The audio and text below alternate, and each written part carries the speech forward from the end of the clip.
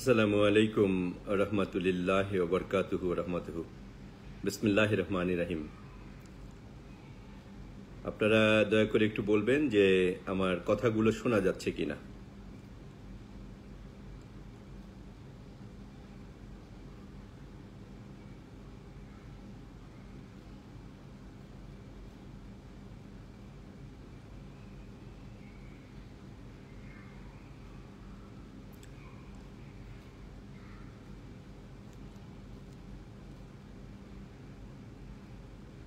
একটু অপেক্ষা করি। আশা করি সবাই ভালো আছেন।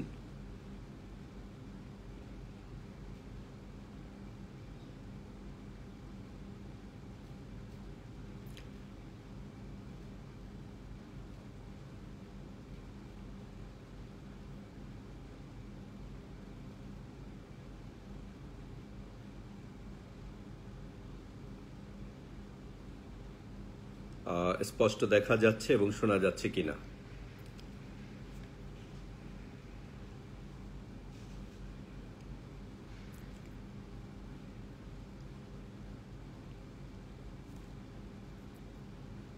ওয়ালাইকুম আসসালাম রহমতুল্লাহি ওয়া বারাকাতুহু ওয়া রাহমাতুহু। আজকের এই শুক্রবার দিন দিবাগত রাতে আপনাদের সামনে আমি কাজী শামীম আহসান লাইভে উপস্থিত হয়েছি। আজকেই বাংলাদেশে চাঁদ দেখা গিয়েছে এবং কুরবানির তারিখ ঘোষণা করা হয়েছে 17ই জুন। তো সবাইকে আগামী ঈদের শুভেচ্ছা।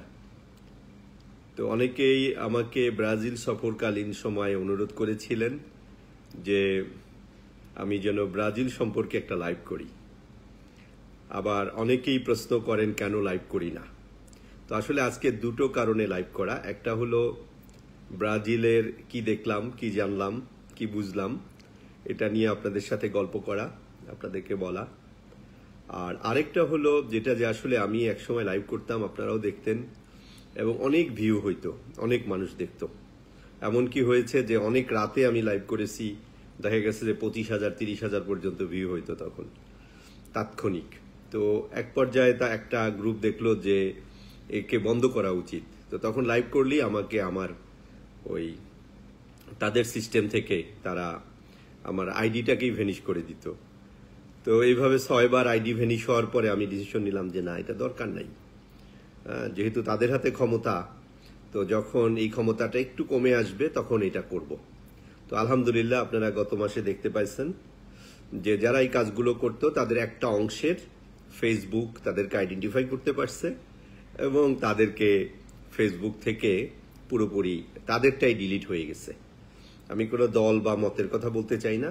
যারা দুষ্ট কাজের সাথে জড়িত ছিলেন তাদের অনেকেরই ফেসবুক আইডেন্টিফাই করে তাদের আইডিকে বন্ধ করে দিয়েছে। তো যাদের আইডিকে বন্ধ করে দিয়েছে তারা আসলেই আমার জন্য ক্ষতিকারক ছিলেন এবং আমার কথাগুলো তাদের জন্য কষ্ট হইতো। এবং তাদের আসলে আমি পৃথিবীতে এমন কোনো মানুষ নাই যে সবাইকে খুশি করতে পারবে। আল্লাহ সবাইকে খুশি করার জন্য মানুষকে তৈরি করে নাই। আপনি যদি একেবারে গভীর চিন্তায় গিয়ে দেখেন যে আপনি যদি অন্যায়ের বিরুদ্ধে কথা বলেন তাহলে একদল অন্যায়কারী অখুশি হবে, আবার আপনি যদি অন্যায়ের পক্ষে কথা বলেন তাহলে যারা নির্যাতিত তারা কষ্ট পাবে। তো সুতরাং আপনাকে একটা জায়গায় দাঁড়াতে হবে। আপনি যদি আপনার মাউথ ওপেন করেন তাহলে আপনাকে শত্রু হইতেই হবে, কারো না কারো শত্রু হইতে হবে। তো সে যাই হোক, আমার কাছে মনে হয়েছে যে ইটস এ টেস্ট। যদি এমন হয় যে আজকের পরে আমার আইডি উদাও না হয় তাহলে অ্যাটলিস্ট মাসে 1-2 বার আপনাদের সামনে লাইভে আসবো ইনশাআল্লাহ তাআলা। যারা আমাকে অসম্ভব ভালোবাসেন, যারা আমাকে হৃদয়ের গভীর থেকে ভালোবাসেন, যারা আমাকে বিভিন্ন সময়, অনেক ভাই আছেন দেখা করেন বিভিন্ন দেশে জড়ায় ধরে চোখ দিয়ে পানি পড়তেছে, আমি দেখতে পাই। তো এটা আমি বিশ্বাস করি এটা আমার জন্য আল্লাহর নিয়ামত। আপনাদের শুধু ভালোবাসা না, মহান আল্লাহ রাব্বুল আলামিনের নিয়ামত। এই মহান আল্লাহর নিয়ামত আল্লাহ আমাকে দিয়েছে, আমি এটার যোগ্য না। হয়তো আল্লাহ কোনো না কোনো দয়া বা কোনো উসিলায় আমি নিয়ামতের আজকে না থাকলে আপনারা এত আমাকে ভালোবাসতেন না। যাই হোক, আজকের এই লাইভ পর্বটাকে আমি খুব লম্বা করব না, প্রথমে ব্রাজিল নিয়ে কথা বলবো, দেন বাংলাদেশ ইস্যু নিয়ে কথা বলবো, এবং আসলে আমাদের এই মুহূর্তে করণীয় কি সেগুলো নিয়ে একটু আলাপ করব। আমি আসলে প্রায় 3 সপ্তাহের মতো ব্রাজিলে ছিলাম। আমরা আমাদের কোম্পানি লাইসেন্স প্লাস অফিস সহ অন্যান্য কার্যক্রমগুলো শুরু করার জন্য আমি ব্রাজিলে গিয়েছিলাম। তো আলহামদুলিল্লাহ, ব্রাজিল সম্পর্কে প্রথমে একটু তথ্য দিয়ে নেই, যদিও আপনারা অনেকে আমার চেয়ে অনেক বেশি জানেন, তারপরও একটু শেয়ার করি। ব্রাজিল হলো দক্ষিণ আমেরিকার সর্ববৃহৎ রাষ্ট্র। এর আয়তন এবং জনসংখ্যার দিক দিয়ে পৃথিবীর 5ম বৃহত্তর রাষ্ট্র। আমি যদি আয়তনের কথা বলি তাহলে বলতে হবে 85,14,877 বর্গ কিলোমিটার হলো এই দেশটির আয়তন, এবং লোক সংখ্যা 20 কোটির মতো। প্রতি বর্গ কিলোমিটারে মাত্র 25 জন লোক এদেশে বাস করে। এরা বেশিরভাগই পর্তুগিজ ভাষী, এবং দেশটির রাজধানী হলো ব্রাসিলিয়া, এবং এর বৃহত্তর শহরের নাম হলো সাও পাওলো। দেশটিতে মোটামুটি সাদা চামড়ার লোক, শ্বেতাঙ্গ বলি আমরা যাদেরকে, এদের আধিপত্য বেশি। এদের সংখ্যা 47.73, এবং তারপরে আমাদের চেহারা মানে দেখলে আপনার খালাতো ভাই বোন মনে হবে, মামাতো চাচাতো ভাই বোন মনে হবে, সেই চেহারার অনেক লোক ওই দেশে। তাদের সংখ্যা প্রায় অর্ধেকের কাছাকাছি, 43.13। এর বাইরে আমাদের যে কালো মানুষ, যারা কালো সোনা, এই কালো মানুষরা আছেন 7.61, এবং আমরা যারা এশীয় বলতে ভারত, পাকিস্তান, বাংলাদেশ, নেপাল, ভুটান, এই ভুটানের নেই হয়তো, শ্রীলঙ্কা, এইসব দেশের লোক আছে 1.09%, আরব সহ, এবং আমেরি ইন্ডিয়ান নামে একটা এরা আছে 43%। আর ব্রাজিলের সবচেয়ে বড় বিষয় হলো এটা সমুদ্রের পার বেষ্টিত, সমুদ্র আছে, বাট ভূমি হলো 99.35%, এবং পানি হলো 0.65%। তো এই ব্রাজিল অনেক পুরনো একটা রাষ্ট্র, যে রাষ্ট্রটি পর্তুগিজদের কাছ থেকে 1822 সালের সেপ্টেম্বরে 7 তারিখে স্বাধীনতা ঘোষণা করে, এবং 1825 সালের 29শে আগস্ট এটা স্বাধীনতার স্বীকৃতি পায়। আমাদের মতো এত রক্তক্ষয় হয় নাই তাদের, এটা তাদের নেগোসিয়েশনের মধ্যে দিয়েই মূলত স্বাধীনতা পেয়েছিল তারা। 1889 সালের 15 নভেম্বর এটা প্রজাতন্ত্র গঠিত হয়, এবং সম্প্রতি বলতে 1988 সালের 5ই অক্টোবর নতুন সংবিধানের প্রণয়ন করে। তারা ধরে নেয় যে আগের সংবিধান আসলে যে পরিমাণ কাটাছেঁড়া হয়েছে এটা পরিবর্তনযোগ্য এবং পরিবর্তন হওয়া উচিত, তারা পরিবর্তন করে। এদের মোট জিডিপি প্রায় 4 ট্রিলিয়ন। এটা 3 বছর আগের স্ট্যাটিস্টিক যেটা, সেটা হলো $3.389 ট্রিলিয়ন, এবং মাথা পিছু গড় আয় প্রেজেন্ট প্রায় $21,000 মতো। 3 বছর আগেও এটা ছিল $16,199। এর অনেকগুলো দেশ নিয়ে, অ্যাকচুয়ালি চিলি এবং ইকুয়েডর বাদে দক্ষিণ আফ্রিকার যতগুলো দেশ, সবগুলো দেশই ব্রাজিল সীমান্তে আছে। যেমন আপনি ধরেন উত্তরে আছে ভেনেজুয়েলা, গায়ানা, সুরিনাম, ফরাসি গায়ানা, উত্তর পশ্চিমে প্রতিবেশী কলম্বিয়া, বলিভিয়া, পেরু, দক্ষিণে আছে আর্জেন্টিনা, প্যারাগুয়ে, সর্বদক্ষিণে উরুগুয়ে। আর সমুদ্র সীমায় আরো 5টা স্বাধীন রাষ্ট্র আছে, যেগুলো ছোট ছোট দ্বীপপুঞ্জ। এই 1500 সাল থেকে 1815 পর্যন্ত পর্তুগিজরা এই দেশটাকে শাসন করে। এদের একটা মজার বিষয় আছে, এরা ফুটবলকে অসম্ভব ভিতরে লালন করে। ফুটবল, সেদিন আমি রাস্তা দিয়ে যাচ্ছিলাম, আমার বাড়িতে ফিরছিলাম, তো গাড়িতে আমি দেখি রাস্তার মোড়ে 20-25 জন ড্রাম বাজাচ্ছে, ছেলে মেয়ে একসাথে হয়ে। তখন অনেক রাত, around I think so near by 12 o'clock। কোথাও ব্রাজিলের একটা খেলা ছিল, ব্রাজিল জিতেছে, রাস্তায় নেমে এসে সবাই উৎসব করছে। এটা উৎসবের একটা আর উৎসবের ফুটবলের বাইরে তারা অনেকগুলো বিষয়ে পারদর্শী, যেমন volleyball, basketball, car racing, martial art, tennis, handball, swimming. Formula 1-এ তারা 8 বার বিশ্ব চ্যাম্পিয়ন হয়েছে, যে কার রেসিং যেটা। ফুটবলে তারা 5 বার বিশ্ব চ্যাম্পিয়ন হয়েছে। আর এরা সঙ্গীত পছন্দ করে খুব, এবং রান্না পছন্দ করে। জনসংখ্যার দিক দিয়ে সবচেয়ে বেশি সে দেশে হলো ক্যাথলিক খ্রিস্টান, যেটা 51%-এর মতো, এবং প্রোটেস্ট্যান্ট 30%, অন্যান্য খ্রিস্ট ধর্মাবলী 2%, ধর্মহীন 11%, আধ্যাত্মিকতায় বিশ্বাস করে 3%, আর হিন্দু, বৌদ্ধ, খ্রিস্টান, শিখ, অন্য সব ধর্ম, পৃথিবীতে যত ধর্ম আছে সব ধর্ম মিলে 1%। এই আর ব্রাজিলে নিজেদের একটা ধর্ম আছে, সেটা হলো আফ্রো ব্রাজিলীয় ধর্ম, সেটা 2%। তো যাই হোক, আমি ব্রাজিলকে যেভাবে দেখেছি বা আপনারা যেভাবে ব্রাজিলকে জানেন, যে ব্রাজিল সম্ভবত সাম্বার দেশ, সেখানে মানুষজন খুব কম পোশাকে রাস্তাঘাটে ঘোরে, এটা সত্য কথা না। আমি জানি না, আমার চোখে পড়ে নাই। যেটুক ঘোরে সেটা বাংলাদেশে এখন তার চেয়ে খারাপ অবস্থা আমার মনে হয়। তাদের শালীনতা যথেষ্ট পরিমাণ এবং তারা খুবই পরোপকারী মানুষ। আমাকে আমেরিকায়, আমি ব্যবসা করি যাদের সাথে, তারা আমাকে ভয় দেখিয়েছিলেন। এমনকি একজন সিনেটর আমাকে বলেছিলেন যে তুমি ব্রাজিল যাবে না, কোনোভাবে তুমি ব্রাজিল যাবে না, তুমি যদি ব্রাজিল যাও তোমাকে ওরা মেরে ফেলবে। মেরে ফেলা তো দূরের কথা, আপনারা বিশ্বাস করবেন কিনা জানি না, আমি 21 দিনে আমার পকেট থেকে মাত্র 350 ব্রাজিলিয়ান রিয়াল খরচ করার সুযোগ পাইছি, মাত্র 350। আর আমি কোনো টাকা খরচ করার সুযোগ পাই নাই। আমাকে সিন ক্রিয়েট করেও আমি টাকা খরচ করতে পারিনি, মানে মাত্র 50,000 টাকা খরচ করার সুযোগ পেয়েছি। আমি জানি না, এটা আল্লাহ হয়তো মানে তার নিয়ামত হিসাবে আমার জন্য পাঠাইছেন, হয়তো না, অবশ্যই পাঠাইছেন, নাইলে এটা হবে কেন আমার জন্য। This is my first time. ব্রাজিলে আমার কোনো আত্মীয় স্বজন থাকে না এবং কোনো বাংলাদেশির সাথে আমার দেখা হয় নাই, তাইলে এরকম অপরচুনিটি আমি কেন পাবো? আমি গিয়েছিলাম চিনির জন্য। অনেকের ধারণা ব্রাজিলে গেলে চিনির বস্তার উপর মানুষ বসে থাকে, রিয়েলি এটা ট্রু না। ব্রাজিল থেকে চিনি রপ্তানি সহজ না, যারা চিনির সাথে জড়িত তাদের জন্য বলছি। চিনির মূলত যে অফারগুলো আপনারা পান, এই অফারগুলো আসে মায়ানমারে, থাইল্যান্ড থেকে গিয়ে প্রায় 14-16 ঘন্টা মায়ানমার সীমান্তে একটা বিশাল এলাকা গড়ে উঠছে, সেখানে 2-2.5 লাখ লোক কাজ করে। এর বাইরে লাওস, কম্বোডিয়া এবং এই আমিরাতের আজমানে, এরা প্রচন্ড বড় বড় স্ক্যামিং কোম্পানিগুলো চায়নার, এরা চিনির সহ অনেক আইটেমের অফার দিয়ে আমাদেরকে বোকা বানায়।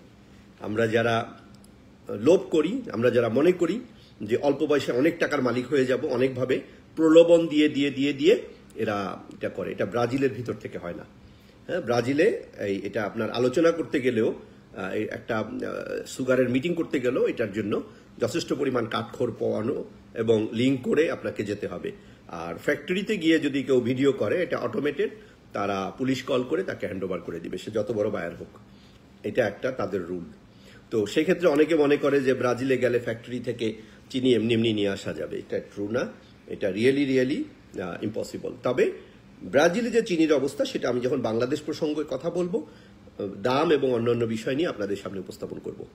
তবে আমি চিনির জন্য যাওয়ার পরেও আল্লাহ আমাকে যথেষ্ট পরিমাণ ওইখানে এত বেশি সম্মানিত করছে, মানে আমি আপনাদেরকে বলে বুঝাতে পারবো না, মানে আমি কিভাবে হয়েছি। জাস্ট আমি ছোট কয়েকটা উদাহরণ দিই। আমি চাইনিজ একটা এআই স্যাটেলাইটের ওয়ার্ল্ড ওয়াইড অ্যাডভাইজার হিসেবে কাজ করি। তো আমি এই স্যাটেলাইটটা যে দেশেই যাই আমি এটা প্রমোট করি। হ্যাঁ, এটা এআই স্যাটেলাইট। এটা হলো মানে প্রতি ফিউ মিনিটে 500 কিলোমিটার উপর থেকে পৃথিবীকে প্রদক্ষিণ করবে এবং সেটা পৃথিবীর যে কোনো জায়গার যে কোনো ধরনের ছবি এরা কালেক্ট করতে পারবে। ধরে নেন যে রাজশাহীতে এবার কত পিস লিচু হবে, বা কত টন বা কত পিস আম হবে, বা কোনো দেশে কতটুকু ধান হবে, বা কোনো দেশে কতটা রিক্সা চলে, কতটা গাড়ি চলে, কতটা কোন ধরনের গাড়ি চলে, এইটা সহ নদী বা কত বন্যায় কি পরিমাণ ক্ষতি হয়েছে, এগুলো সব আমার স্যাটেলাইট এটা বলতে পারে। আরো অনেক সিক্রেট ইস্যু আছে যেগুলো আমি যে স্যাটেলাইট নিয়ে কাজ করি সেই স্যাটেলাইট দিয়ে ধারণ করা সম্ভব। তো এই স্যাটেলাইটটা আমি ওয়ার্ল্ড ওয়াইড চায়না গভর্নমেন্টের হয়ে মার্কেটিং করি।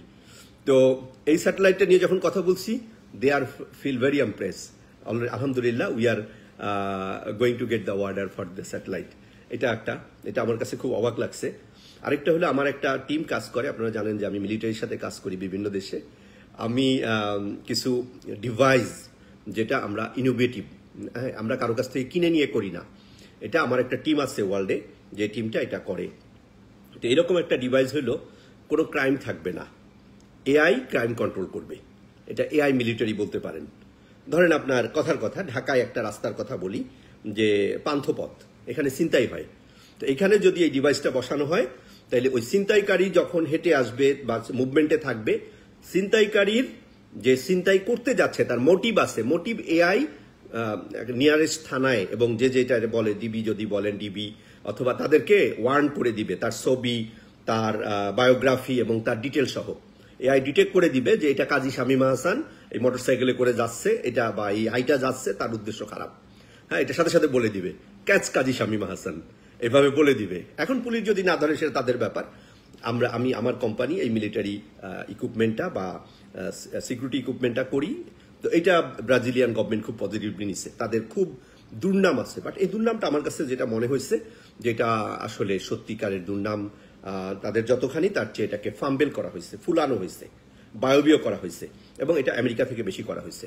অ্যাকচুয়ালি এখনকার যে গভর্নমেন্ট এটা চায়না সাথে অনেক বেশি লিঙ্কড, চায়না রাশিয়াপন্থী গভর্নমেন্ট, এই লুলা উনি ব্যক্তিগতভাবে। বাট ব্রাজিলিয়ান পিপল এরা বেশি আমেরিকানপন্থী এবং জুইসপন্থী। এদের ভিতরে ইসলামের ব্যাপারে কিছু এদের ভুল ধারণা আছে, মানে অনেক বেশি ভুল ধারণা আছে। তো এটা আমি যেটা দেখছি, যেমন মসজিদে, আমি যে শহরটায় আমার বাসা সেটা হলো সান্তোস। এটা একটা বিচ সিটি এবং ব্রাজিলের পোর্ট সিটি, যেখান থেকে 60% সুগার ওয়ার্ল্ডে কনজিউম করে। যে পোর্ট থেকে ওয়ার্ল্ডের 60% সুগার তারা সরবরাহ করে, আর 86% কফি সরবরাহ করে। It's a huge, unbelievable. আরও অন্যান্য প্রোডাক্ট করে, যেমন ব্রাজিলিয়ান মিট, চিকেন, তারপরে কাউ, অন্যান্য মিট, এটাও এই পোর্ট থেকে হয়। এটা মেইন পোর্ট ব্রাজিলের। তো এই জায়গাটায় আমি দেখেছি এখানে আসলে ওই রকম বড় ইস্যু নেই, বাট ওরা ভয় পায়। ভয়টা ছড়িয়ে দেওয়া হয়েছে এবং স্থানীয় মানুষও বিশ্বাস করে যে হ্যাঁ, ভয়ের বিষয় আছে। তো এইটা আমার কাছে মনে হয়েছে এখানে যে আমরা যথেষ্ট পরিমাণ কাজ করার জন্য ওখানে অপরচুনিটি হতে যাচ্ছি। তো এর বাইরে যেটা ওখানে আমাদেরকে সাইবার মিলিটারি এবং ইয়ের ব্যাপারে ওই পাওয়ার নিয়ে কাজ করার সুযোগ করে দেওয়া হয়েছে, যেটা হলো আমাদের যে বড় সিটি কর্পোরেশনগুলো, যেটা আমি অনেক বছর যাবৎ বাংলাদেশের চেষ্টা করছিলাম, বাট আমার তো আসলে আল্লাহ ওই ভাগ্য রাখে, এখনো কবুল করে নেয় আর কি। তো এটা হলো যে সিটি কর্পোরেশনকে 1 টাকাও দিতে হবে না আবর্জনা সরানোর জন্য, সিটি কর্পোরেশন দিতে হবে না, বরং এই আবর্জনা দিয়ে পাওয়ার সহ অনেক কিছু হবে, হ্যাঁ, সবগুলো বড় বড় সিটি কর্পোরেশনগুলোতে। এবং এই পাওয়ারটা বিক্রি করে যারা করবে তারা নিবে। এটারও আমি একটা কোম্পানির এজেন্ট, আমি এজ এ ওনারশিপ পার্টনারশিপ আমরা কাজ করি, এবং কোনো গভর্নমেন্টকেই দিতে হবে না। পৃথিবীর যে কোনো সিটি কর্পোরেশনে আমার কোম্পানি কাজ করার এই ক্ষমতা আছে। বাট এইটা ওরা খুব পজিটিভলি নিচ্ছে, এবং আলহামদুলিল্লাহ এটাও আমার মনে হয় আগামী 6 মাস 1 বছরের মধ্যে আমরা একাধিক সিটি কর্পোরেশনের সাথে এগ্রিমেন্ট সাইন করে কাজ করতে পারবো। আমরা এখন এই একটা চেষ্টা করতেছি বিভিন্ন দেশে গ্রিন এনার্জি নিয়ে কাজ করার, গ্রিন এনার্জি প্রজেক্ট করার। তো আলহামদুলিল্লাহ আমি সোলার এবং উইন্ডের ব্যাপারে অনেকগুলো দেশের পাশাপাশি ব্রাজিল থেকেও বেশ একটা কমফোর্ট সিগন্যাল পাইছি, আমি কাজ করতে পারবো ইনশাল্লাহ। তো এইগুলোর পাশাপাশি আরেকটা মানে অবিশ্বাস্য অফার আসছে, সেটা হলো সমুদ্র সৈকত, যে ভালো ভালো সমুদ্র সৈকত, সেগুলোকে এই দুবাইয়ে যারা আপনারা এসছেন জুমেরা বিচ দেখছেন, ওইভাবে ডেভেলপ করে দেওয়া 99 ইয়ার্সের লিজ নিয়ে। ইট মাইন্ড দ্যাট যে 99 ইয়ার্স আমার কোম্পানি এটার মালিক হয়ে যাবে। তো এই অফারগুলো আমরা ব্রাজিল থেকে পাইছি আলহামদুলিল্লাহ, শুকুর আলহামদুলিল্লাহ। মানে আই ক্যানট বিলিভ যে আমি এত কিছুর যোগ্য, বাট আলহামদুলিল্লাহ আমি আমার নিজের দেশে কাজ করার জন্য আমার মন কান্দে, বাট আল্লাহ আমাকে হয়তো ভালো কোনো কারণেই এখন পর্যন্ত কবুল করে নাই ভালোভাবে। কারণ আপনারা জানেন যে আমি গত 5-6 বছর আগ থেকে কয়লা দেওয়ার জন্য চেষ্টা করছিলাম। আমি প্রধানমন্ত্রীর কার্যালয়ে অফিসিয়ালি চিঠি দিছি, চিঠি রিসিভ কপি আমার কাছে আছে, যে আমি চাই না, আমি শুধু উৎপাদন খরচে বাংলাদেশের যত কয়লা আছে আপনারা নেন। তো আমি আসলে 1 কেজি কয়লাও 1 গ্রাম কয়লাও দিতে পারিনি। তো এটা আমি আমার সুযোগ নাই আসলে। আপনারা জানেন যে 11ই ফেব্রুয়ারি আমার শাশুড়ি মারা গেছে, আমি বাংলাদেশে যেতে পারিনি। বাংলাদেশের জন্য মন কাঁদে। তো যাই হোক, সবার সব ভাগ্য থাকে না, এটা ইস্যু না। ইনশাল্লাহ আল্লাহ যখন তৈরি করবে তখন হবে। আমরা এখানে, আমি দীর্ঘদিন কাতারে, আমি আজকাল দুবাই থেকে কথা বলছি, দীর্ঘদিন কাতারে আমি, আপনারা জানেন কাতারে আমার প্রতিবেশী ছিলেন, কাতার গভর্নমেন্টেরই অ্যারেঞ্জমেন্টে আমরা ওখানে কয়েকটা বড় বড় গ্রুপকে থাকতে দেওয়ার ব্যবস্থা করা হয়েছে, যাদের একটা গ্রুপ ইমিডিয়েট তাদের দেশকে বুঝে পাইছে। এবং ওই দেশের যিনি রাষ্ট্রপতি ছিলেন উনি আমার প্রতিবেশী ছিলেন দীর্ঘদিন, উনি আমাকে ইনসিস্ট করেন যে ওনার দেশে অফিস করার জন্য। তো যেহেতু আমি আমেরিকা সহ ইউরোপীয় ইউনিয়ন এবং অন্য দেশগুলোতে মুভ করি, তো আমি নিজে না গিয়ে আমার একজন ভালো জুনিয়র বন্ধু, বাংলাদেশি গুড হার্ট সুশিক্ষিত মানুষকে আমি ওই দেশে আমার হয়ে, আমার বন্ধু প্লাস আমার পার্টনার হিসাবে কাজ করার সুযোগ করে সে গেছে আর কি। তো সেই দেশটাতে কোনো ঘুষ লাগে না, অর্থ এমনভাবে বাড়তেছে হ্যাঁ, যেটা মনে হয় কিছুদিন পর ডলারকে ক্রস করে ফেলবে তাদের মুদ্রার মান, অথচ তাদের সুইপ চালু নাই, তারা ফুল এম্বার্গোর মধ্যে আছে। তো সেখান থেকেও আমরা আলহামদুলিল্লাহ মেডিকেল কলেজ হসপিটাল করার জন্য মন্ত্রী সরাসরি রিকোয়েস্ট করছে, পাওয়ার প্ল্যান্ট করার জন্য রিকোয়েস্ট করছে, এভিয়েশন স্কুল তারা খুবই চাচ্ছে যে, আমি অনেকগুলো দেশ থেকে এখন অফার পাচ্ছি যে তাদের দেশে অ্যাভিয়েশন মানে অ্যারোনটিক্যাল ইঞ্জিনিয়ার সহ তাদের বিমান বাহিনীর লোকদেরকে প্রাইভেটলি এটাকে তৈরি করে দেওয়া। তো আলহামদুলিল্লাহ এটা আমি সেই দেশ থেকে পাইছি। আপনারা নিশ্চয়ই দেশটির নাম বুঝতে পারছেন। সেই দেশে একটা জুস বানাইছে, ওই জুসটাও আমি বেচতেছি। দেশটির নাম আফগানিস্তান। আমরা আলহামদুলিল্লাহ সেই দেশেও গত 2 মাস যাবৎ অপারেশন স্টার্ট করছি, খুব ভালোভাবে আলহামদুলিল্লাহ স্টার্ট করছি। তো এরকম অনেক দেশে ধরেন এই চায়নায় বলেন, চায়না আজকে আমরা জানতে পারছি যে চায়না গভর্নমেন্ট তা আমার অফিসের রেন্ট, আমার স্টাফ খরচ গভর্নমেন্ট দিবে আলহামদুলিল্লাহ। চায়নার বেজিংয়ে আলহামদুলিল্লাহ এই প্রসেস হচ্ছে যে তারা আমার অফিসের রেন্ট এবং সব ফুল সাপোর্ট দিবে। আমি কত সাধারণ মানুষ, চিন্তা করেন আল্লাহর কত বড় নিয়ামত তৈরি হলে একটা মানুষের জন্য এটা হইতে পারে। আমি তো ভাই কোনো ইউনিয়ন পরিষদ মেম্বারের লেভেলেও না, আমি এত ছোট মানুষ, এত সাধারণ স্বল্প শিক্ষিত মানুষ, বাট আল্লাহ আমাকে কতভাবে দিচ্ছে চিন্তা করেন। আমি নিয়ামতের কথা যদি প্রতি সেকেন্ডে সেকেন্ডে আল্লাহ শুকরিয়া করি শেষ করতে পারবো না। এবং কত রাষ্ট্র, সৌদি আরবের মতো রাষ্ট্র, আমিরাত, কাতার, মধ্যপ্রাচ্যের রাষ্ট্রগুলো, আফ্রিকার রাষ্ট্র, ফার ইস্টের রাষ্ট্র, ফার ইস্টে মাইন একটার পর একটা মাইন দিয়ে রাখতেছে, বড় বড় কাজগুলোতে আমাকে ইনভলভ করতেছে। মালয়েশিয়াতে বিলিভ মি, লাস্ট আমি গেছি, বাংলাদেশের সবাইকে রিকোয়েস্ট করছিলাম, বাংলাদেশের কোম্পানিগুলোকে রিকোয়েস্ট করছিলাম আপনারা আসেন, আপনারা মালয়েশিয়া কাজ করেন, বড় বড় সড়ক, মহাসড়ক, 1 টাকাও আগে দিতে হবে না, ঘুষ দিতে হবে না, 1 টাকাও আগে দিতে হবে না, আপনারা কাজগুলা নেন, কাজগুলা করেন, দেশের টাকা, এখানকার টাকা দেশে যাক। কেউ একজনও সাহস করে না, বাংলাদেশের জন্য করে। অথচ 40-50%, 55-60% পর্যন্ত প্রফিট আছে। বিলিয়ন বিলিয়ন রিঙ্গিতের কাজ, বিলিভ মি, আমার কাছে আছে, বাট কেউ আসে না। কোনো ঘুষও লাগবে না, আমার 1 টাকা দিতে হবে না, আমি উল্টা টাকা দিয়ে কাজ লইয়ে দেবো, আমার কোম্পানি কাভার করবে সবকিছু, অসুবিধা নেই। বাট বাংলাদেশে জানি না এটা কেন করে না।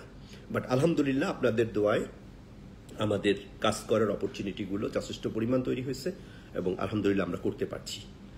আমি যে প্রসঙ্গে কথা বলতে চাই, মানে ব্রাজিল নিয়ে কথা বললাম, সবকিছু নিয়ে কথা বললাম, আসলে আমরা আমাদের জনগণের কি করা উচিত এবং যারা দুর্নীতিবাজ তাদের ব্যাপারে আসলে কি হতে যাচ্ছে। মানে আপনারা মনে আছে যে আমি 4 বছর 5 বছর আগে বলছিলাম যে দুর্নীতিবাজরা তাদের টাকা খেতে পারবে না ইনশাআল্লাহ তাআলা, মনে আছে? নিশ্চয়ই মনে আছে। আপনারা যারা আমাকে আগে চেনেন সবাই স্বীকার করবেন যে হ্যাঁ, শামীম ভাই সবার আগে বলছিলেন। এখন দেখেন, দুর্নীতিবাজরা শুধু টাকা খাইতে পারতেছে না তা না, এক দুর্নীতিবাজের 17 বছরের জেল হয়েছে, ডিভোর্স হয়ে গেছে। এখন তো সবাই জানেন। যেদিন আমি প্রথমবার লন্ডনের এলটিভির সাথে বলতে গেছিলাম, আমার ওই যে ইয়েটা তৈরি হয়েছে, আমার প্রথম ফেসবুক গায়েব করে দেওয়া হয়েছিল সেই দিন। এই যে ফেসবুক গায়েব করলেন, আমার 6 বার করে ফেসবুক খাইয়ে দিলেন, কি লাভ হইল? ডিভোর্স তো ঠেকাইতে পারেন নাই, জেল তো ঠেকাইতে পারেন না, জেল তো আমরা দেইনি। আল্লাহর বিচার, অন্যায় করবেন, আমি করি আর আপনি করেন, আমরা যদি অন্যায় করি আল্লাহ আমাদেরকে শাস্তি দিবেই দিবে। এই শাস্তির কোনো মাপ নাই, 2 বার শাস্তি হবে, একবার দুনিয়াতে, একবার আখেরাতে। আমরা হয়তো বুঝি অথবা বুঝি না। আর আমাদের জন্য একটা সবচেয়ে বড় গুনাহ কি জানেন? আমি অন্যায় করি নাই, বাট অন্যায়ের প্রতিবাদ করি নাই, এটা আরো বড় গুনাহ। আমার এই কথাটা আপনারা ভালো করে, যারা সত্যি সত্যি আমল করেন, আপনি আমল করেন, আপনি কপালে দাগ ফেলে দিচ্ছেন, তাহাজ্জুদ পড়েন, আপনি সমস্ত কিছু করেন, বাট আপনি অন্যায় দেখলে আরেকদিকে নিজের দিকে অন্যদিকে মাথা ঘুরে চলে যান। দুর্নীতি দেখলে আপনি উল্টা দুর্নীতিবাজরে সালাম দেন। বুকে হাত দিয়া বলেন তো, আজকে যদি বেনজিরের সামনে পান, কয়জন দৌড়ে হ্যান্ডশেক করতে যাবেন না? আজকে যদি এই আজিজকে সামনে পান, কয়জন আপনারা হ্যান্ডশেক করতে যাবেন না? আজকে যদি এই যে দরবেশের সাথে একটু দেখা পাইলে আপনারা মনে করবেন, দরবেশ যদি একটা ফু দিয়ে দেয়, হ্যাঁ, এই সালমান এফ রহমানের কথা বলছি, তাহলে আপনারা বিশাল বিশাল কিছু হয়ে যাবেন, অনেক বড় কিছু, দরবেশের একটু ছোঁয়া পাইলে করবেন না? আবার ঘরের ভিতরে আইসা বলতেছেন শালায় দুর্নীতিবাজ। তাহলে আমি তো এটা আসলে এটা ঠিক করছি না, এটা আল্লাহর কাছে আমরা গুনাহগার হচ্ছি। দেখেন, এই দুনিয়াটা একটা সংক্ষিপ্ত কালের স্টেশন। এই স্টেশনে আমরা আসছি এবং আমাদেরকে বুঝে না বুঝে জবাব কিন্তু দিতেই হবে। অ্যাটলিস্ট আমি শামীম হাসান, আমি বলতে পারি ইনশাআল্লাহ আমি আমার অবস্থান থেকে পরিষ্কার আছি। আমি যদি এই সরকারের সাথে কাজ করতাম, আমার যে পরিমাণ অপরচুনিটি আছে, আমি লাখ কোটি টাকা কামাইতে পারতাম। লাখ কোটি টাকা আমি সরকারের সাথে আমি শুধু তাদেরকে বলতাম যে ইয়েস আমি আই এম উইথ ইউ, আমার সেই অপরচুনিটি আছে। তাহলে আমি কেন সেই অপরচুনিটি নিলাম না? আমি কি লাখ কোটি টাকার মালিক না? আমি আপনাদের মতোই সাধারণ লোক, আপনাদের চাইতে সাধারণ লোক। আপনারা যারা আমার এই বক্তব্য শুনছেন তাদের মধ্যে অনেকেই আমার চাইতে অনেক গুণে শিক্ষা, হ্যাঁ, জ্ঞান, মেধা, বুদ্ধি, মনন, অর্থ, সম্পদ, সম্মান, সুনাম সবকিছুতে আমার চাইতে উপরে আপনারা। তা আমার মতো একটা সাধারণ মানুষ যদি প্রতিবাদ করতে পারে, আপনি কেন পারছেন না? পারছেন না কারণ আপনি ওই সাহসটা অনেক কারণে মনে করেন যে তাদের হাতে আমার জীবন, তাদের হাতে আমার সম্মান, তাদের হাতে আমার অবস্থান, এই কারণে পারছেন না। আমাদেরকে পারতে হবে। যদি পারতেন তাইলে আপনি 48 টাকা 15 পয়সা চিনি খাইতেন। বিলিভ মি, 48 টাকা 15 পয়সা চিনি খাইতেন আপনি। আপনার যে খাবার মেনু ছিল, আপনি বলেন তো আপনার খাবার মেনুটা 5 বছর 7 বছর আগে যেটা ছিল, টেবিলে যা খাইতেন, যে টাকায় যে বাজার করে, আজকে সেটা খেতে পারছেন? আপনার যে বাসায় সপ্তাহে 2 দিন মুরগি খাইতেন, হ্যাঁ, 10 দিনে একবার খাসি বা গরুর মাংস খাইতেন, হ্যাঁ, ভালো তরি তরকারি দিয়ে খাবার খাইতেন, একটু বলেন তো যে এখন মাসে কয়বার খাইতে পারেন সেই খাবার? একই আয়ে বা একই ধরনের পারেন না। আপনার এই খাবারের টাকা ওদের পকেটে, ওরা নিয়ে নিচ্ছে। আপনি চুপ করে আছেন, ওরা নিয়ে নিচ্ছে। আপনি বুঝতে পারতেছেন না একজন ভিক্ষুকেরও টাকা ডাইরেক্টলি অর ইনডাইরেক্টলি ওদের পকেটে চলে যাচ্ছে। যাদেরকে আমি স্যালুট করতেছি রাস্তায়, যাদের দেখা পাওয়ার জন্য আমরা বৃষ্টিতে ভিজে দাঁড়ায় থাকতেছি, যাদেরকে আমরা মনে করতেছি আমার জীবন ধন্য হয়ে গেল আজকে সামনাসামনি দেখে ফেলছি আমি, বা আমি একটু কথা বলতে পারছি, বা আমাকে একটু জিজ্ঞেস করছে এই শামীম তুমি কেমন আছো, আমি ধন্য হয়ে যাচ্ছি তাদের জন্য। তাইলে এটা কি হলো? আজকে একটা মানুষ বৈধ আয় করবে, তার আয়ের জন্য 30% ট্যাক্স দিতে হবে। কেউ কেউ বলছে প্রবাসীদের আয়ও সম্ভবত একই রকমের হবে। প্রবাসীরা টাকা পাঠাবে না, নিশ্চিত থাকেন, তারা জানে কিভাবে পাঠাইতে হয়। 30% ট্যাক্স দিবেন না, 5% নিয়ে দেখেন, প্রবাসীরা টাকা পাঠাবে না। যেভাবে পাঠানো লাগে সেভাবে আপনারা ট্যাক্স দিয়ে শুইতে পারবেন না প্রবাসীদের, কারণ প্রবাসীদের টাকা আমাদের টাকা হইল কষ্টের টাকা। আপনারা যা কষ্ট করেন বাংলাদেশে, সরি, হ্যাঁ, এই প্রবাসীরা কিন্তু এই 1,50,00,000 প্রবাসী তার চেয়ে অনেক গুণ বেশি কষ্ট করে। কোন সিচুয়েশনে কষ্ট করে সেটা আপনারা বাংলাদেশে বসে কাজ করে কেউ বুঝতে পারবেন না। বিশেষ করে আমাদের শ্রমিক ভাইয়েরা, আমাদের যে মেহনতি শ্রমিকরা বিদেশের মাটিতে কাজ করে, তাদের যদি কাজ দেখেন তাহলে আপনি কোনোদিন তাদের সাথে জুলুম করা তো দূরের কথা, আপনি সম্মান দিয়ে ছাড়া কথা বলতে পারবেন না তার সাথে। আপনাকে স্যালুট দিয়ে কথা বলতে হবে তাদের সাথে। আমাদের যে দেশে যে প্রবাসী শ্রমিকরা আছে তারা যেভাবে কাজ কষ্ট করে, আপনি যদি আপনার মধ্যে মিনিমাম মানবিকতা থাকে তাহলে ইউ শুড স্যালুট ফার্স্ট। আপনি যত বড় অফিসার হন, আপনি হন এক সেক্রেটারি, বাট কে আপনার অর্থনীতিকে ধরে রাখছে?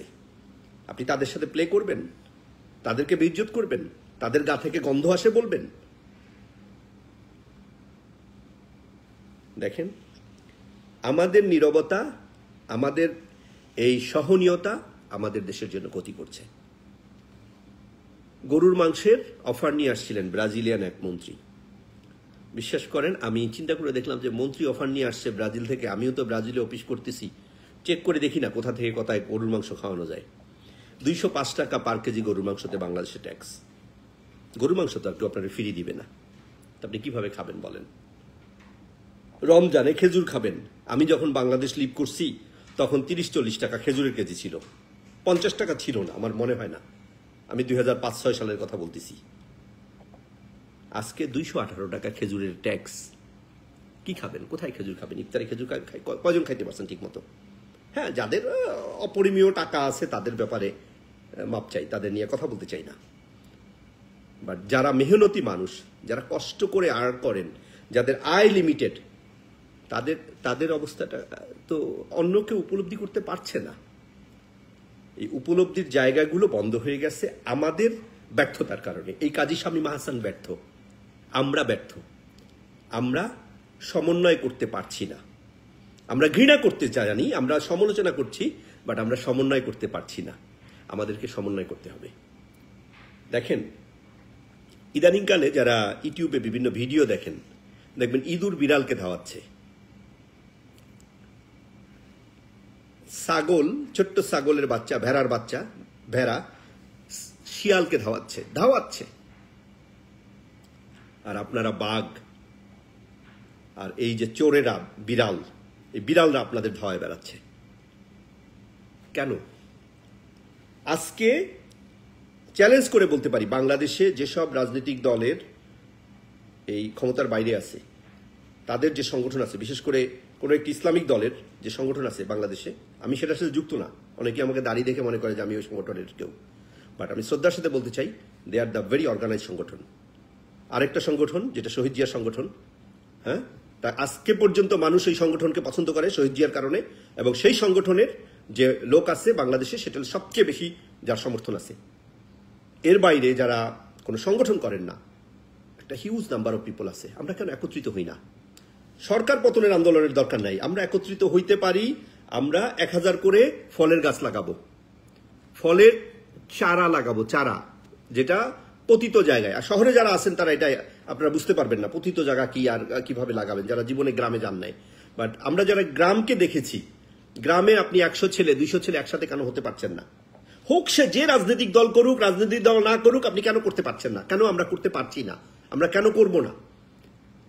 ভুলে যাই না রাজনৈতিক ব্যানার, ভুলে যাই ধর্মীয় কে কোন ধর্ম থেকে এসছে, ভুলে যাই কে খান বাড়ির, কে সৈয়দ বাড়ির, কে হাওলাদার বাড়ির, কেউ চাকলাদার বাড়ির, কে দফাদার বাড়ির, কে কম শিক্ষিত, কে মধ্যম শিক্ষিত, কে উচ্চ শিক্ষিত। ভুলে যাই না কেন? এত বিভেদ কেন আমাদের? আমরা যদি এইগুলোকে একটু ভুলে যেতে পারি, আমরা যদি একসাথে হতে পারি, আজকে যে বেকারত্বের কষ্ট, কেউ কেউ টেক্সট করে আমি সুইসাইড করবো এত তারিখের মধ্যে, আপনি আমাকে যদি আর্থিকভাবে হেল্প না করেন। ভাই, একজন কাজী শামীম হাসান কতজনকে হেল্প করতে পারবে বলেন? চাকরির ব্যবস্থা না করলে আমি সুইসাইড করব, কতজনকে একজন চাকরির ব্যবস্থা করতে পারবে বলেন? তো আমাদের রিয়ালিটি গুলোকে আমরা উপলব্ধি করছি, বাট আমরা সমন্বয় করছি না। আজকে আপনি যদি একটা ফলের গাছের কলম লাগান, একটা গাছ, ওই গাছটার যে ফল সেটা নিয়ামত হিসাবে যে মানুষ খাবে, সেটার জন্য যে আমল হবে, যে পশু পাখি খাবে সেটার জন্য আমল হবে, আপনি মরে যাওয়ার পরেও এই আমল চালু থাকবে। এত বড় আমলের জায়গা, এত বড় জায়গা আল্লাহ আমাদের জন্য তৈরি করে দিচ্ছে, সহজ করে দিচ্ছে। আপনি চিন্তা করে দেখেন, আপনার কি সামর্থ্য নাই? আপনার যে আম গাছটা আছে সেই আম গাছটাতে 1000 আমের কলম হইতে পারে, আপনি একবার লাগায় দেখেন। আগামী বছর এলে আম কম খাইলেন, আগামী বছর লিচু কম খাইলেন, আগামী বছর কাঁঠাল কম খাইলেন, আপনি লাগান না। আপনি রাস্তার পাশে লাগান, মানুষ ক্ষুধার কষ্ট নিয়ে রাতে ঘুমাবে না। আজকে কত মানুষ রাতের বেলা ক্ষুধার কষ্ট নিয়ে ঘুমায় বলেন তো? আমরা অনেক কিছু করতে পারি যদি আল্লাহ আমাদেরকে করার সুযোগ দেয়, এবং আমাদেরকে আমাদের এই যে মাথা, এই মাথাটাকে মানে শুধু সমালোচনার জন্য, চোখকে শুধু দেখার জন্য, দেখা এবং সমালোচনার জন্য করে না রাখে। আমরা যদি সেটাকে আল্লাহর কাছে চাই যে আমরা একটা পরিবর্তন চাই, পরিবর্তনটা শুধু সরকার পরিবর্তন না, পরিবর্তনটা হতে হবে আমাদের ব্যক্তিক পরিবর্তন। প্রথমে আমাকে বদলাতে হবে, আমি কাজী শামীম হাসানকে বদলাইতে হবে। এনিওয়ে বদলে দেখুন, পৃথিবী অনেক সহজ এবং অনেক কাজের সুযোগ আমাদের, সত্যি সত্যি কাজের সুযোগ। আমরা যদি হিংসার বাইরে চলে আসি, আমরা যদি মনে করি শুধু আমি, আমার ওয়াইফ আর আমার বাচ্চা কয়টা আমার পরিবার, এটা না, পুরো দেশটাই আমার পরিবার। যে লুটে তাকে আমি তার টুটেই চেপে ধরি। আজকে ধরেন না, আমি যখন ঢাকা শহরে ছিলাম, আমি অনেক চিন্তায়, আমার সামনে চিন্তাই হইলে আমার কথা হইলো আমি যদি মইরেও যাই আমি চিন্তায় টাকাবো। আমি দেখছি ছিনতাইকারীরা থাবা দেওয়ার সাথে সাথে ছিনতাইকারী ভয় পেয়ে যায়, কারণ ও মনে করে শেষ, ওর আর কোনো উপায় নাই। আমরা প্রতিরোধ করতে শিখি, আমরা প্রতিবাদ করতে শিখি, দেখবেন যে আমাদের জন্য অনেক অনেক কিছু সহজ হয়ে যাবে। আমাদের এই 140 টাকায় চিনি কিনে খেতে হবে না ইনশাআল্লাহ তাআলা। গোস্ত 205 টাকা ট্যাক্স দিয়ে 600 টাকা 700 টাকা কেজি খেতে হবে না। হ্যাঁ, খেজুর 400-500 টাকা কেজি খেতে হবে না ইনশাআল্লাহ। বিলিভ মি, আল্লাহ যদি কোনোদিন কবুল করে, এই কাজী শামীম হাসান যদি বেঁচে থাকে, ইনশাআল্লাহ ইনশাআল্লাহ ইনশাআল্লাহ প্রাইভেট সেক্টরে আমরা রেশন কার্ড চালু করবো সারা বাংলাদেশে। প্রাইভেট সেক্টরে বাংলাদেশে আমরা রেশন কার্ড করতে পারবো। আমি আমার এখন যেটা সামর্থ্য আছে আপনাদের বলি, চিনি বলেন, গম বলেন, চাল বলেন, ভোজ্য তেল বলেন, তারপরে এই ডিজেল, পেট্রোল, হ্যাঁ, এগুলো আমি এখন বাংলাদেশে যে দামে বিক্রি হয় তার অর্ধেক বা 65% দামে বিক্রি করা সম্ভব, কার্ড করে। কার্ড প্রত্যেকে পাবে, প্রত্যেকে, সারা বাংলাদেশে প্রত্যেকে পাবে। প্রতিটা ইউনিয়নে ধরেন 5টা রেশন সেন্টার থাকবে। আমি দেখছি ছোটবেলায়, আমার নানা রেশনের ডিলার ছিলেন বরিশালের মেহেন্দিগঞ্জের পাতারহাট বন্দরে, সৈয়দ আব্দুল মালিক, তার সন্তানরা মুক্তিযোদ্ধা ছিলেন। আমি দেখছি, আমার নিজের চোখে দেখছি উনি রেশনের ডিলার ছিলেন, কিভাবে রেশন কার্ডে উনি দিতেন 70s স্বাধীনতার পরপর। অনেকদিন সেই রেশন কার্ড ছিল। তো এটা হতে পারে, সহজ ইচ্ছা শক্তি। টিসিবি আপনার চিনি কেনে, আমার মনে হয় না ওদের ট্যাক্স দিতে হয়। পাবলিকলি নিলে 31 টাকা 20 পয়সা ট্যাক্স দিতে হয়, টিসিবিকে ট্যাক্স দিতে হয় না। আপনি জানেন চিনির দাম হইল $410, $415।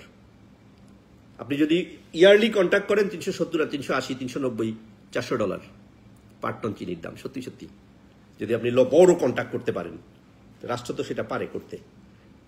বাংলাদেশের টিসিবি শর্তই হলো 5% দিয়া, তাদের দিয়া অন্যরে দিয়া কতটা করতে হবে জানেন? 530, 580, 570, 610 এগুলো হলো এলসি ভ্যালু। এই টাকাটা কে পাঠাচ্ছে? কে মারতেছে? কে সরাচ্ছে? কার টাকা? একটা সাধারণ মজলুম গরিব মানুষের টাকা।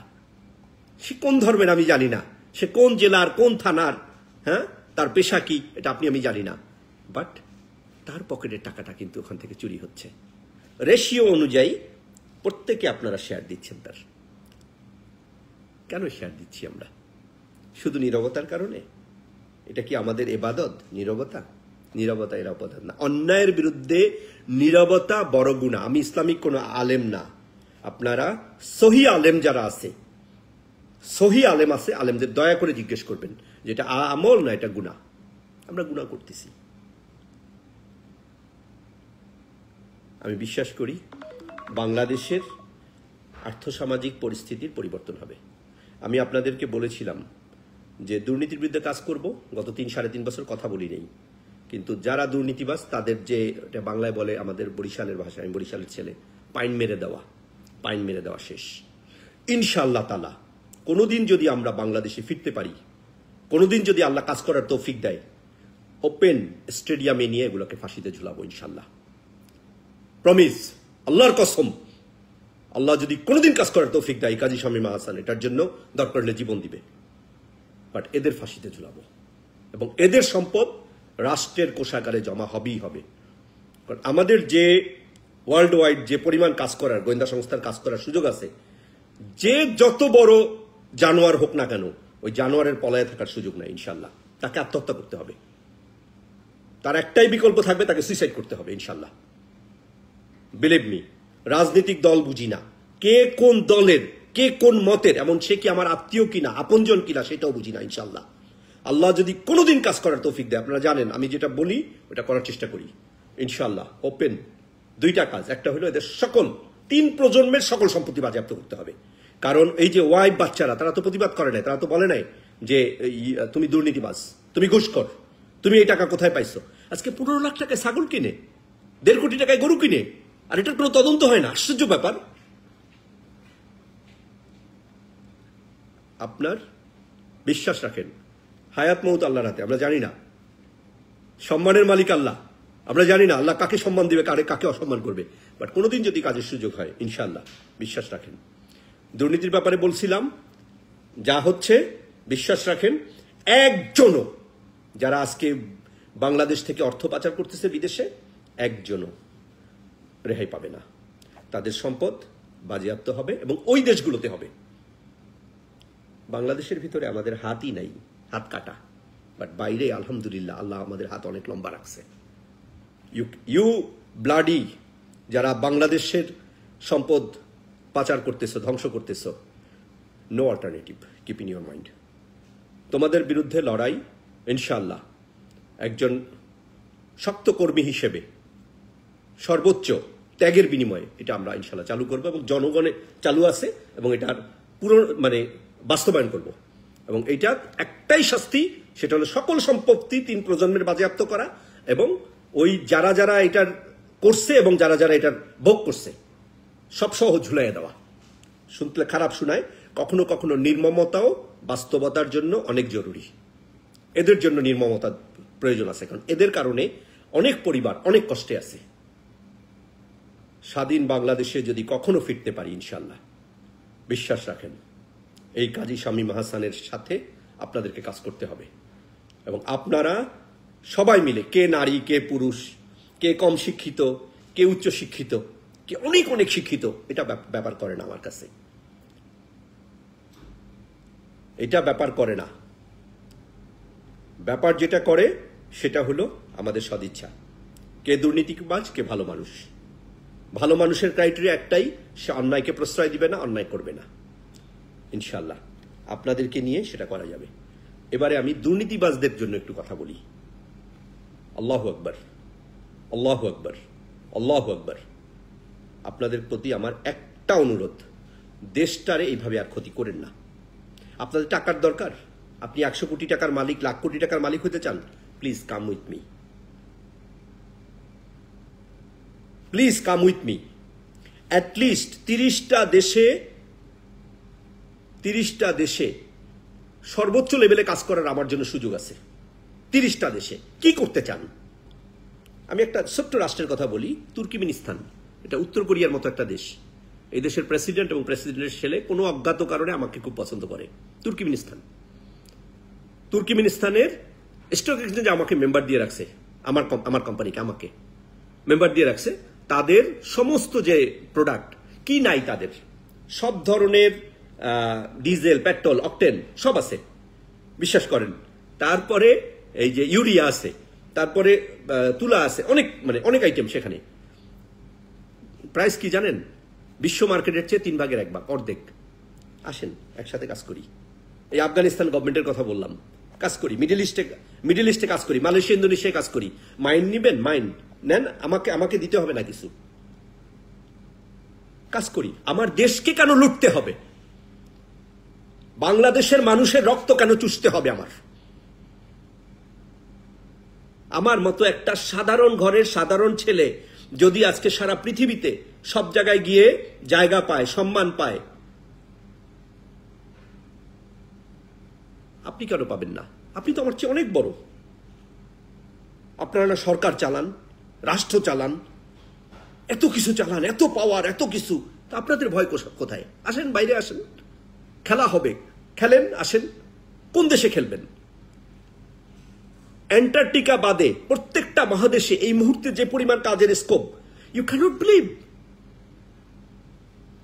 আপনি 10 কোটি টাকা থাকলে 1000 কোটি টাকা কামাইতে পারবেন। আপনি কামাবেন, আমাকে দিতে হবে না, আমাকে শেয়ার করতে হবে না আপনাকে। আমাকে 1 টাকার কনসালটেন্সি ফি দিতে হবে না, হারাম। আমি খাবো না, আপনার চাও খাবো না আমি। আপনি আসেন আমার সাথে কথা বলেন, আপনার বৈধ টাকা অবৈধ টাকা জানিয়ে আসেন। আপনি বাংলাদেশের মানুষকে কেন চুষতেছেন? আপনারা বাংলাদেশের মানুষকে চুষে কি মজাটা পান বলেন তো? এত অন্যায়, এত কি ফিন্ডিগেট এত কেন? সারা পৃথিবী ওপেন হয়ে আছে। আপনারা জানেন এই যে গ্রিন এনার্জি পাওয়ার প্লান্ট সারা পৃথিবীতে 2040 সালের মধ্যে করতে হবে। এখন যে এনার্জিগুলো আছে সবগুলোকে গ্রিনে কনভার্ট করতে হবে। আপনি যেই দেশে যাবেন, আমি কাজী শামীম আহসানকে দরকার নাই, আপনি ওই দেশের গভর্নমেন্টকে গিয়ে প্রপোজাল দেন, I want to do the green energy project, you give me land, you give me license, you give me power purchase agreement, I will be do. আপনি লাইসেন্স নেন, আপনাকে ফান্ডিং করার মতো ওয়ার্ল্ডে লোকের অভাব নাই। Why you do these things? আপনারা বাংলাদেশকে নিয়ে কেন পড়ে আছেন? বাংলাদেশের মানুষগুলোকে কেন চোষেন? এত অন্যায় করেন, লজ্জা লাগে না আপনাদের? একটা মানুষ মারা যায়, তার শরীর কিমা হয়, সেই কিমা টয়লেটের ইয়েতে পাওয়া যায়, ট্যাঙ্কিতে পাওয়া যায়, হ্যাঁ, তারপর মানুষ আলহামদুলিল্লাহ বলে, উৎসব দেখায়। প্রত্যেকটা সেক্টরকে আপনারা লুটতেছেন। 12,500 টাকা ভাড়া হইল মালয়েশিয়া থেকে। আমার বাড়ি মালয়েশিয়া থাকি, পুত্রজয়াতে। মালয়েশিয়া থেকে 12,500 টাকা, 1.25 লাখ টাকা আপনারা ভাড়া নেন। You people talk. 1.25 লাখ টাকা ভাড়া নেন কাদের জন্য? শ্রমিকরা যায় এই জন্য। শ্রমিকদের চুষতে হবে যারা আপনাদেরকে, দেশটাকে বাঁচাচ্ছে। কেন করেন এরকম? কেন এত সিন্ডিকেট? চারদিকে দুর্নীতি পাশ দিয়া ভরে রাখছেন, হ্যাঁ, APS2 এত 2 বছর 3 বছর যাবত টাকা খাচ্ছে, হ্যাঁ আপনি টের পান না, যখন খুন করছে তখন টের পাইছেন যে হ্যাঁ APS2 দুর্নীতিবাজ। ফ্যামিলি মেম্বাররা সবাই 2 হাত বইরা, আজকে মন্ত্রী বানাইতে টাকা লাগে, মন্ত্রী বানাইতে টাকা লাগে। কোথায় টাকা? আগে অমুকরে দেওয়া হইতো লন্ডনে, এখন দেওয়া হয় দিল্লিতে। MP হইতে টাকা লাগে, MP কোটা। আমিও 2টা পাইছিলাম, আমি আওয়ামী লীগ করি না, আমিও কোনো এক জায়গা দিয়ে বলছিল যে আপনি দেন, 2 জন দেন, এত এত কোটি টাকা দিলে তার মনোনয়ন হয়ে যাবে। কি অদ্ভুত ব্যাপার! এটা কোনো দেশ? এটা কোনো দেশের পর্যায়ে পড়ে? কি করবেন এই সংবিধান দিয়ে? লুট করার জন্য সংবিধান, দেশটাকে রেপ করার জন্য সংবিধান। You are all are the rapist. আপনারা বাংলাদেশে যারা এখন এই যে সংসদে আছেন, up to union Parishad member, আপনি কতজন জানেন? বাংলাদেশে ইউনিয়ন পরিষদ হইল 4578টা, এক একটা ইউনিয়ন পরিষদে 13 জন মেম্বার, মোট 49,516 জন সদস্য একটা ইউনিয়ন পরিষদে। সিটি কর্পোরেশন আছে 12টা, পৌরসভা আছে 331টা, পৌরসভায় 13 জন করে, 4,303 জন। সব মিলে সিটি কর্পোরেশন, পৌরসভা, সংসদ, হ্যাঁ সবকিছু মিলে 68,889 জন, প্লাস মাইনাস হবে হয়তো। এই 68,889 জনের কয়জন মানুষ সৎ? বুকে দিয়ে বলেন তো। কাদের হাতে দেশের রাজনীতি চলে গেছে, ক্ষমতা চলে গেছে? কারা? কেন? যাদের বেশিরভাগের জেলে থাকার কথা, যাদের বেশিরভাগের ফাঁসির কাস্টে থাকার কথা, তারা কিভাবে দেশ চালায়? তারা কিভাবে মানুষকে নিয়ে প্লে করে? আজকে আমার দেশের কর্মসংস্থান নাই, আমার ভাই বোন, আমার সন্তানরা রাতে ঘুমাতে পারে না, হ্যাঁ ক্ষুধার জ্বালায়, কাজ নাই, খাবার নাই, আর ভিন দেশের লাখ লাখ লোক এসে বাংলাদেশে কাজ করে। আল্লাহু আকবার! লজ্জা করে না আপনাদের? আপনারা মানুষের মধ্যে পড়েন? প্রশ্ন করেন তো নিজেরে। আমি জিজ্ঞেস করতেছি, আপনারা মানুষের মধ্যে পড়েন? বাংলাদেশের মাটিতে কি করে বিদেশিরা কাজ করে? বাংলাদেশ ব্যাংকের সেন্ট্রাল সিস্টেমের মধ্যে কি করে বিদেশিরা বসে থাকে? কোথায় নাই বিদেশিরা? বলতে চাই না আমি সামরিক বাহিনী নিয়ে কাজ করি, বলতে চাই না। নাই? বুকে হাত দিয়ে বলেন নাই? এটা স্বাধীন বাংলাদেশ? Who said? চেতনা বিক্রি করেন কেজি দরে। আপনাদের চেতনার নিকুচি করি।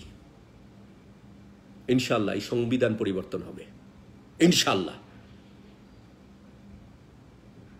একটা সময় দেখছিলাম, আমি খুব অবাক হয়েছিলাম, আমি সম্ভবত 79-এর দিকে, জব্বার মাস্টার নামে একজন শিক্ষক, হাই স্কুলের শিক্ষক, বেসরকারি হাই স্কুলের, সে সংসদ সদস্য হয়েছে মেহেন্দিগঞ্জ উপজেলার, বরিশালের।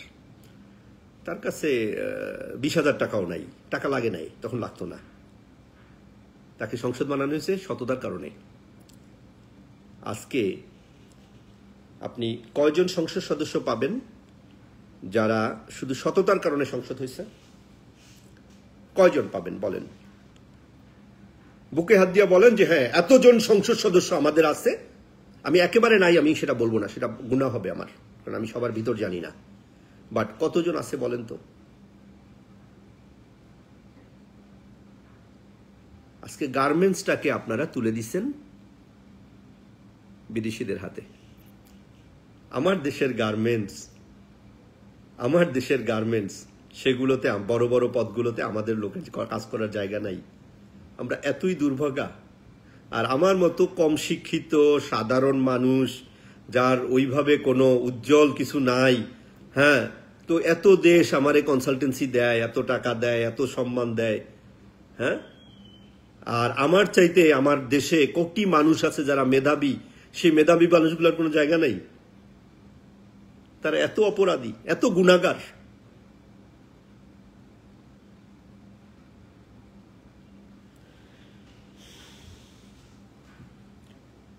আমি সরি, আমার এই কথাগুলোতে কেউ যদি আঘাত পেয়ে থাকেন আমি ক্ষমা চাচ্ছি, বাট আমি কাউকে আঘাত দেওয়ার জন্য কথা বলছি না। আঘাত দেওয়া গুনাহ। সমালোচনার জায়গায় যদি গীবত হয়ে থাকে আপনারা আমাকে ক্ষমা করে দিবেন। আল্লাহর কাছে ক্ষমা চাচ্ছি, রব্বুল আলামিনের কাছে ক্ষমা চাচ্ছি, আল্লাহ যেন আমাকে গুনাহগার না করে। বাট এটা সমালোচনা না, এটা গীবত না, এটা রিয়ালিটি। আমি বিশ্বাস করি না যে বাংলাদেশে সার্ভ করার জন্য 64,869 জন মানুষ নাই। একজন মানুষ যদি থাকে তাহলে 64,000 না, 16 কোটি মানুষ, 18 কোটি মানুষ সৎ হয়ে যাবে। একজনকে সৎ হতে যাবে, একজনকে, যার হাতে ড্রাইভ। একটা বাস বা ট্রেনে সবাই ড্রাইভ করে না, একজন করে। ওই একজন যদি ভালো চালক হয় ট্রেন গন্তব্যে পৌঁছবে ঠিকভাবে। আর যদি ওই একজনের সমস্যা থাকে তাহলে ট্রেন গন্তব্যে বা বাস গন্তব্যে পৌঁছবে না, সবাই মরে যাবে। বাংলাদেশে এখন যে সিচুয়েশন, আমি বিশ্বাস করি যে মানুষের অবস্থা জীব মৃতর মতো, মানে বেঁচে আছি মরে গিয়ে। তো এই সমস্যা, এই অবস্থার পরিবর্তন দরকার। ব্যক্তির পরিবর্তন না, পুরো সিস্টেমের পরিবর্তন দরকার। আর প্রথমে পরিবর্তন দরকার আমার, আপনার, আমাদের। শুধু সমালোচনা না, যে কোনোভাবেই হোক কাজের সুযোগ হলে কাজ করার চেষ্টা করা। আমরা বাইরে, দেশের বাইরে যেসব সামর্থ্যবান ভাইরা আছেন, আমি সবাইকে বলবো, কোথাও যদি আপনার কাজের সুযোগ থাকে, অকুপাইড করার সুযোগ থাকে, প্লিজ, যদি বাংলাদেশের মানুষটা যোগ্য হয়, হ্যাঁ, চেষ্টা করেন তাকে নিয়ে আসার। যদি তুলনামূলক 10%, 15%, 20%ও কম যোগ্য হয়, চেষ্টা করেন প্লিজ তাকে অকুপাইড করার। আমি যে দেশগুলোতে কাজ করি সেই দেশগুলোতে কারো যদি কোনো সমস্যা থাকে, অসুবিধা থাকে, আমি চেষ্টা করি ইনভলভ হওয়ার আমার সামর্থ্য অনুযায়ী। আমি বিশাল কেউ না, হ্যাঁ। আর এগুলোকে আসলে আমরা যদি না প্রচার করি সেটাই ভালো, কারণ আমল সেটাই যেটা আমরা করব, সেটা দান হোক, ভালো কাজ হোক, হ্যাঁ, সেটা মানুষ তো জানবেই না, এমনকি ডান হাত করলে বাঁ হাত জানবে না। আমরা সেভাবেই করবো ইনশাআল্লাহ তাআলা, বাট আমাদেরকে করতে হবে। দেখেন, দায়বদ্ধতার জায়গাগুলো কেউ ধাক্কা দিয়ে করে দেয় না, নিজে থেকে করতে হয়। আপনি যদি দায়বদ্ধতার জায়গায় আসেন, এরাই আখেরাতে আপনার জন্য সাক্ষী হয়ে দাঁড়াবে ইনশাআল্লাহ তাআলা। এরাই বলবে যে আমি অমুককে ছাড়া জান্নাতে যাব না, আল্লাহ, আল্লাহ তুমি আমাকে অমুককে আমার সাথে দিয়ে দাও।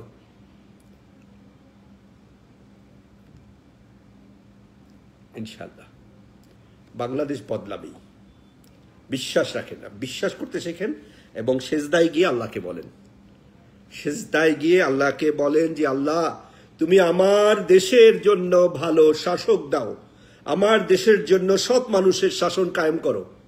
আল্লাহর কাছে সেজদায় বলবেন, এতে গুনাহ নাই, এতে আপনার দলীয় পরিচয় চলে যাবে না।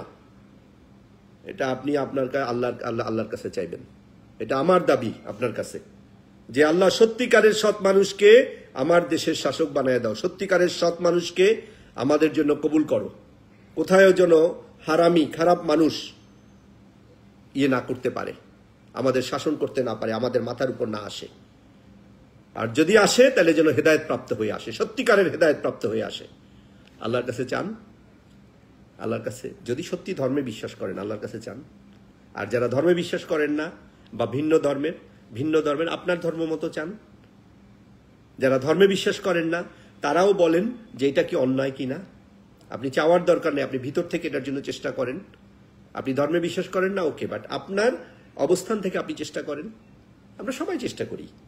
একটা দেশ শুধু একটা ধর্মের লোক দিকে দিয়ে না, ইনশাল্লাহ আমরা যখন থাকবো, আমরা যদি দেশে আসতে পারি ইনশাল্লাহ, তখন সবাইকে নিয়ে আমরা কাজ করব। আপনি কোন ধর্মের, কোন দলের, কোন জেলার, হ্যাঁ, এটা বিবেচ্য না। বিবেচ্য হবে আপনি মানুষ না অমানুষ, আপনি মানুষ না মানুষরূপী জানোয়ার, আপনি মানুষ না সুবিধাভোগী। ইনশাআল্লাহ তাআলা দেখা হবে বাংলাদেশে। আপনারা আমায় ক্ষমা করবেন, অনেক দীর্ঘ সময় নিয়ে ফেলছি। এতটা আপনাদের মূল্যবান সময় আমার নেওয়া ঠিক হয় নাই, নিশ্চয়ই আপনারা ক্ষমা করবেন আমাকে। আরেকটা বিষয় বলছি, সামনে কোরবানি আসছে, চামড়া নিয়ে অনেক কাহিনী হয় বাংলাদেশে। যদি ছোট ছোট গ্রুপ করে আপনারা চামড়াকে কিনে প্রসেস করে পরবর্তীতে 1 মাস 2 মাস রাখার মতো সামর্থ্য থাকে, আপনারা এটা করতে পারেন। কারণ এই যে চামড়ার টাকাটা, এটা গরিব আমাদের যারা মাদ্রাসার ছাত্র মূলত ওরা পাইতো, ওরা পাবে দেখা এটাকে কৌশলে যাতে ওরা না খাইয়ে থাকে, কম খাইয়ে থাকে। আরে খাওয়ানোর মালিক তো আল্লাহ, তোরা কি খাওয়াবি রে? তোরা যতই চক্রান্ত করিস, আল্লাহ তো বলে যে আমি ঢেলে দিলাম, আমি অন্যভাবে দিলাম, আমি আরো বেশি দেব। আল্লাহ যদি দিতে চায়, তোরা কি খাওয়ানো আটকাইতে পারবি? তো আপনাদের কাছে অনুরোধ থাকবে, যাদের সামর্থ্য আছে তারা একটা 10 জন 20 জনের টিম করে এখন থেকে প্রস্তুতি নিয়ে, সময় তো নাই আর, 17 তারিখ ঈদ, তো এরকম দেখবেন যে আপনাদের ফায়দা হবে ইনশাল্লাহ। বাট সাথে সাথে বেচতে যাইবেন না। নিজেদের যদি প্রসেসিং থাকে, দেখেন আপনার 500 টাকার চামড়ায় কতগুলো স্যান্ডেল হয়, অথচ 5000 টাকা করে একটা স্যান্ডেল কিনেন। তো এটা তো রাইট, যারা শিল্প কারখানা বানায় তারা একটা প্রফিট করবে। বাট চামড়ার দাম তো 500 টাকা ছিল না, বা 300 টাকা ছিল না, 30 টাকা ছিল না। তো এই জায়গাগুলোতে তারা কাজ করছে, তারা আমাদেরকে অর্থনৈতিকভাবে পঙ্গু করার জন্য, যেমনভাবে ব্যাংকগুলোকে খেয়ে দিছে প্ল্যান করে। প্রথমে এসে সেনাবাহিনীর 57 জন সেরা অফিসারকে বদলি করে টোরে এনে বিডিআরে জমায়া তাদেরকে মেরে দিয়ে সেনাবাহিনীর যে কোমর, মানে প্রতিবাদ করার ক্ষমতা, সেটাকে ভেঙে দিছে। শুধু যে ওই যে 57 জন অফিসার মারছে তা তো না, আরো 800-850 অফিসারকে চাকরি থেকে বরখাস্ত করছে, বের করে দিছে। আপনারা তো অনেকেই অনেক কিছু জানেন, আমি জানি, আমি অনেকের ব্যাপারে জানি, অনেকের সাথে আমার যোগাযোগ আছে, সম্পর্ক আছে, যারা বেঁচে আছেন। তাদের কেউ কেউ এখন পিএইচডি করে বিভিন্ন ইউনিভার্সিটিতে প্রফেসর হয়েছেন, তাদেরকে বের করে দেওয়া হয়েছে প্রতিবাদ করার কারণে। তো এরকম যে জায়গাগুলোতে ভেঙে দেওয়া হয়েছে, ইচ্ছা করে প্ল্যান করে আমাদেরকে পঙ্গুত্ব করার জন্য ভেঙে দেওয়া হয়েছে, আপনারা ভালো করে জানেন। একজন মানুষ 9টা বা 11টা ব্যাংক কি করে পায়? সে নিজে থেকে বলে সে হলো নাথুর মানে কেয়ারটেকার, কাউকে বন্ধু বান্ধবকে তারা এসে আবার বলে। হ্যাঁ, তো এটা একটা মানে সিন্ডিকেটের মাধ্যমে করা হয়েছে, ঠক বাটপারের রাষ্ট্র তৈরি করা হয়েছে। এই ঠক বাটপার অসৎ এদের সাথে আমাদের লড়াইটা হবে ইনশাল্লাহ আগামীতে, এবং একটাই রাস্তা, এদের ব্যাপারে আইনগত ব্যবস্থা নেওয়া, এবং সেই আইনটা হবে দীর্ঘমেয়াদী, 4 স্তর বিশিষ্ট না, সিঙ্গেল শর্ট ট্রায়াল আনা হবে, বিচার হবে, খালাস, ওই সিস্টেমে চালু করতে হবে ইনশাল্লাহ। আপনারা তৈরি থাকেন, আল্লাহ যেদিন কবুল করবে, এটা আমি করতে পারবো না, এটা আল্লাহ আপনাকে সিলেক্ট করতে হবে। আল্লাহ যদি আপনাকে সিলেক্ট করে, আল্লাহ যদি চায়, এটা শাস্তি কিন্তু, কিপ ইন ইওর মাইন্ড। আমরা যেটা এখন পার করতেছি, এটা আমাদের যে কোনো গুনার ব্যাপারে শাস্তি, আমরা শাস্তিটা ভোগ করছি এখন, এটা আমিও করছি, আপনিও করছেন। তো এই শাস্তি থেকে বের হয়ে আসার একমাত্র নেয়ামত হলো আল্লাহ কবুল করা আপনাকে। আপনার যদি কবুল করে যে হ্যাঁ ইউ আর দ্য সিলেক্টেড, আর নাইলে বাংলাদেশের 99.999999 মানুষও যদি চায়, এই পরিস্থিতি বদলাবে না। এটা আমাদের পাপের ফল, আমরা পাপ করছি, অন্যায় করছি, আমি করছি, আপনি করছেন, আমরা সবাই মিলে করছি। হ্যাঁ, আমরা মানুষের সাথে খারাপ আচরণ করছি, আমরা গুনার কাজ করছি, এই কারণে আমরা এই শাস্তি পাচ্ছি। শিওর, আপনি যদি আপনার মধ্যে মিনিমাম এই কলফের মধ্যে, এই অন্তরের মধ্যে আপনার যদি থাকে, যদি ঈমান থাকে, আপনাকে এটা বিশ্বাস করতেই হবে, আপনাকে, যে আমাদের গুনার কারণে আমরা শাস্তি পাচ্ছি। যারা শাস্তি দিচ্ছে তারাও দুর্ভাগা, যে তারা ওই শাস্তির জন্য, শাস্তি দেওয়ার জন্য সিলেক্টেড হয়েছে। এটা অনেক প্রাউড না, কে এমপি হয়েছে, মন্ত্রী হয়েছে, প্রধানমন্ত্রী হয়েছে, এটা প্রাউড না। তাদেরকে এই খারাপ কাজটা করার জন্য সিলেক্ট করা হয়েছে। হয়তো তাদের গুনার লেভেল আমাদের চেয়ে বেশি ছিল, তারা এমন অন্যায় করছে, সেই অন্যায়ের কারণে তাদেরকে ওই জায়গায় সিলেকশন করা হয়েছে। যাই হোক, 1 ঘন্টা হয়ে গেছে, এটা আমার জন্য আপনাদের প্রতি একটা জুলুম। আমি আপনাদের সাথে এটা করা ঠিক হয় নাই। 1 ঘন্টা এত লম্বা সময় কথা বলা, এটা অন্যায়। আমরা ক্ষমা করবেন, ভালো থাকবেন, ইনশাল্লাহ আবারও কথা হবে। আমি এখানে 12 তারিখ পর্যন্ত আসি, তারপরে 1 দিনের জন্য চায়না যাব, তারপরে মালয়েশিয়া ঈদ করবো ইনশাল্লাহ, তারপরে আল্লাহ চাইলে চাইনিজ গভর্নমেন্টের আমন্ত্রণে, চাইনিজ গভর্নমেন্টের সাথে অনেকগুলো ইস্যু নিয়ে আগামী মাসের 1 তারিখ থেকে ইনশাল্লাহ চায়নায় বেজিংয়ে অফিস করব। তারপরে জাপানে 3 দিন সরকারি কাজে যাব ইনশাল্লাহ, তারপরে আবার মিডল ইস্ট, আমেরিকা, আল্লাহ যেখানে নেয়, যদি জীবিত থাকি, আল্লাহ যদি রাখে। তো ভালো থাকবেন, সবাইকে সালামু আলাইকুম রহমতুল্লাহ, ঈদ মোবারক।